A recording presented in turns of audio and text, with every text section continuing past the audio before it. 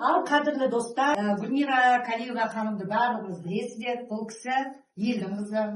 Қаншама біздің халқымыздың шипагері атанған іскер ханым. Және екі қолының өзінің бір қасиеті бар, дана қыз.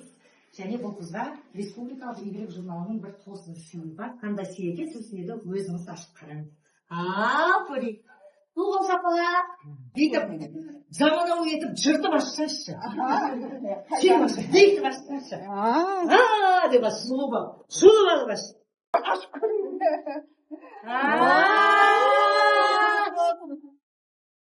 Құтты болсын.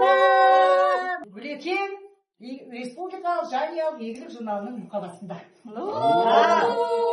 Мәңгілік тарих деген осы. Мұқабада мен әрбір қыздарым шықса екен. Еңбегі сіңген, ерең болған сізге рахмет. Осыншама ат салысып, еңбек етіп, осындай дүниені шығарып, тасада қалмай, жарыққа шығып жатқан Аллаға шүкір. Қазақтың қыздары жасай берсін.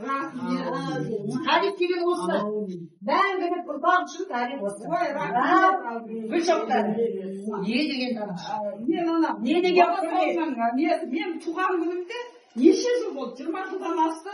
Өзге алмаса да мен гүл алады. Мен бүгін журналға шығып жатырмын, өзге алады. Аллаға шүкір.